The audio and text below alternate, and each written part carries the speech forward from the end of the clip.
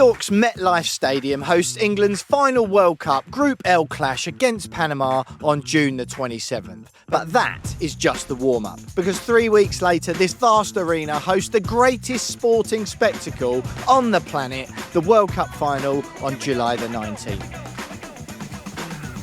Drawing billions of eyes from across the globe, this gigantic occasion will place the ground on the Mount Rushmore of World Cup final venues, along with Wembley, the Azteca and the Maracanã. But first, a bit of background. At 82,500 seats, the MetLife has one of the largest capacities of any NFL stadium in America. But this summer, it will actually hold the most fans of all the World Cup arenas, with its official tournament capacity of 78,576. Now, Dallas's AT&T Arena, where England kick off their campaign against Croatia, boasts by far the biggest NFL capacity at around 100,000. But that includes standing tickets, which will not be available during the World Cup, and its capacity will be reduced to 70,122. But back to the MetLife, and there is one detail that always sparks huge debate. Because although it's home to the New York Giants and the New York Jets, the stadium's official address is across the River Hudson in East Rutherford in the northeastern corner of New Jersey. But while the stadium is 8 miles north of Newark, New Jersey's biggest city, it's actually closer to New York City because Times Square in Manhattan is just 6 miles east as the bald eagle flies. Now, it also appears that FIFA couldn't make their minds up either, or maybe they just didn't want to upset the ferocious people of either state, which is why it's been named the New York-New Jersey Stadium for the World Cup, with their sponsorship rules prohibiting it from being called the MetLife. But as far as fans are concerned, most will base themselves in New York and make the short hop across to the stadium on match days, which means the World Cup will be played on the doorstep of one of the world's greatest cities. The Big Apple isn't just one of the biggest on the planet, it's also one of the most visited and recognisable in the world, a global hub packed with iconic landmarks, 2 major international airports in JFK and Newark, so for travelling supporters, it doesn't get much better. So what about the stadium? The MetLife took 3 years to build, and its grand opening came in 2010 when it replaced the iconic Giants Stadium, the fortress of the New York Giants from 1976 until 2009, with the New York Jets having moved in as co-tenants from 1984. The £1.03 billion build made it the most expensive in the United States at the time, and in today's money that's around 1.7 billion quid. It was built right next to the existing Giants Stadium, in fact right on top of its car park, and that allowed it to remain open until 2009 while the new build was taking place, and only once the MetLife was up and running was it demolished to make way for a new car park and other infrastructure. Now, given the Giants and the Jets are equal partners, this is a stadium built on compromise, with the design having to reflect 2 very different identities. The Giants wanted tradition, exposed steel, stone and something rugged, while the Jets preferred sleek and modern, glass and metal and clean lines. The result? Well, that was a hybrid of both, with a clever twist in that the exterior lighting shifts colours depending on which team is playing. However, there is one big thing missing: a roof.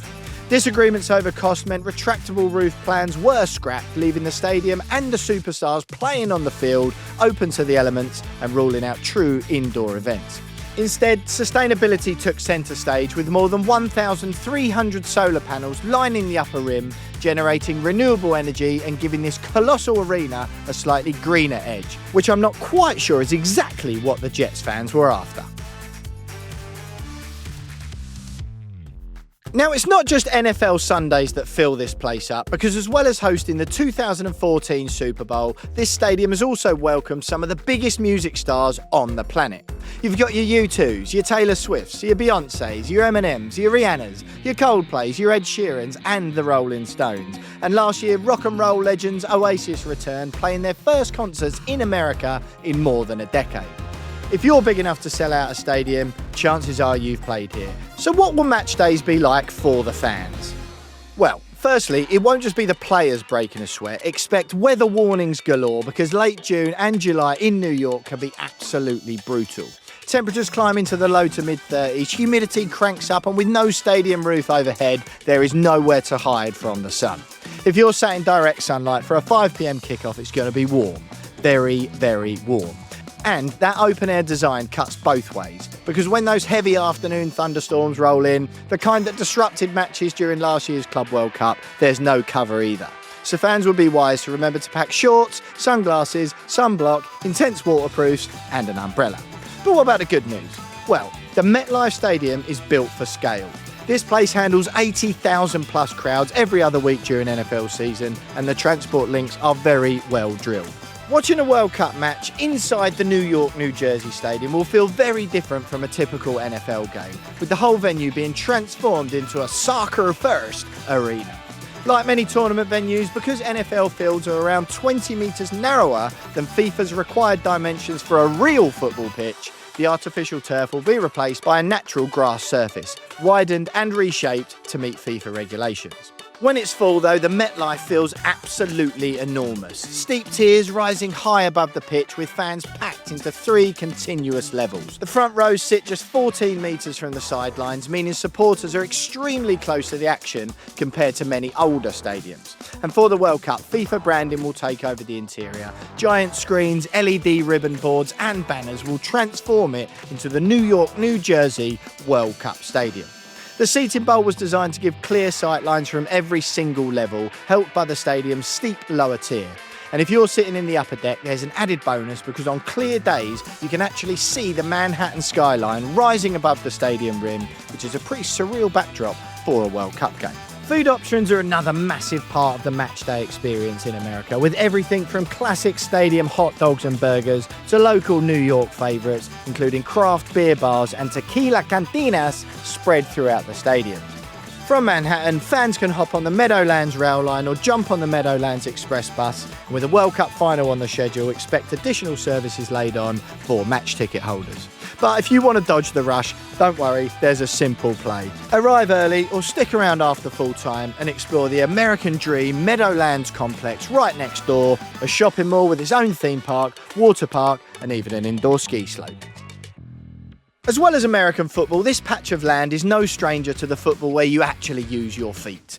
New York Red Bulls played here between 2006 and 2010. Cole Palmer's brace saw Chelsea beat PSG 3-0 in the Club World Cup final here last year, before the Blue Squad found themselves celebrating alongside President Donald Trump on stage during the trophy lift. Manchester United, West Ham, Everton and Bournemouth also battled out the Premier League Summer Series in July 2025, and of course, New York has World Cup pedigree already. Giants Stadium hosted 7 matches at the USA 94 World Cup, including the Republic of Ireland's famous 1-0 win over Italy and Bulgaria's 2-1 win over Germany in the quarter-finals.